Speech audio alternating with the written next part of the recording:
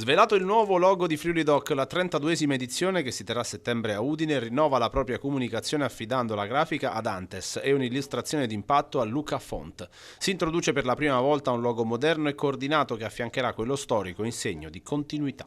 Siamo contenti quest'anno di riportare questo tipo di illustrazioni, che sono quelle illustrazioni che insomma, fino a qualche anno fa raccoglievano moltissimo consenso nel pubblico. Tra l'altro l'illustratore è un illustratore abbastanza famoso, perché insomma, è di caratura internazionale, non solo collabora con testate come Sole 24 Ore e Repubblica, ma ha fatto campagne Apple, Campari, Fernet Branca. Quindi insomma siamo contenti che abbia accettato di fare questa illustrazione quest'anno, che di fatto, come si diceva adesso, rappresenta tutti i simboli della tradizione, ma una chiave innovativa, soprattutto quest'anno che abbiamo celebrato i 50 anni del terremoto, quindi insomma quei valori rivisti di un Friuli che è cambiato, che sta cambiando, ma allo stesso tempo guarda indietro come ancora fissa, no, di ragione.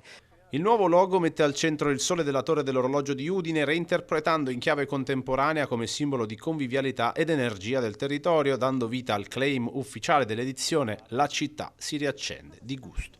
Ma Friuli Doc è un evento che negli anni, soprattutto in questi ultimi 3 anni, è cresciuto molto. Penso alla cittadella dello sport e della solidarietà, che ha occupato tutta piazza Primo Maggio. È una manifestazione che occupa circa 40.000 metri quadri. È una manifestazione che con il suo lavoro consente di mantenere, ed è l'unica regione tra le città capoluogo di grandi eventi e le città capoluogo che trattiene le risorse che produce in Friuli. Quindi è una kermesse, ripeto, da un lato che punta alla spensieratezza, e tale deve rimanere, insomma, tra buon cibo, allegria, musica, ma che allo stesso tempo incarna le sfide della nostra regione, del nostro territorio.